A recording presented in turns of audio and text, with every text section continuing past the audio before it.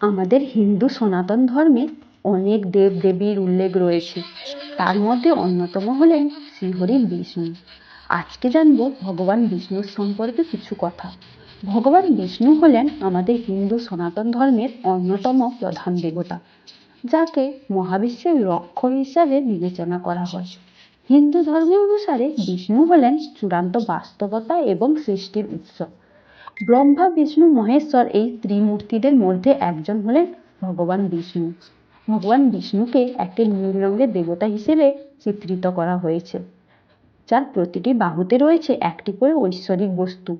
ভগবান বিষ্ণুর 4টি বাহু, তার মধ্যে একটি বাহুতে রয়েছে শঙ্খ, অপর একটি বাহুতে আছে চক্র এবং আরেকটি বাহুতে আছে গদা, এবং আরেকটি যে বাহু রয়েছে তার মধ্যে সেই বাহুতে রয়েছে পদ্ম ফুল। তার পায়ের কাছে উপবিষ্ট রয়েছেন তার স্ত্রী দেবী লক্ষ্মী, এবং তিনি মহাজাগতিক জলের উপর ভাসমান কুণ্ডলীকৃত সর্পশেষার উপর বিশ্রামরত। এইভাবেই ভগবান বিষ্ণুকে চিত্রিত করা হয়েছে।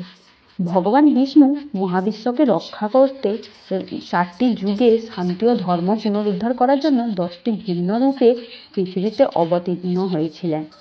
বৈষ্ণব দর্শনে বলা হয়েছে কোনো বিশেষ উদ্দেশ্যে মর্তে অবতীর্ণ হওয়ার পরম সত্তাকে অবতার নামে অভিহিত করা হয়।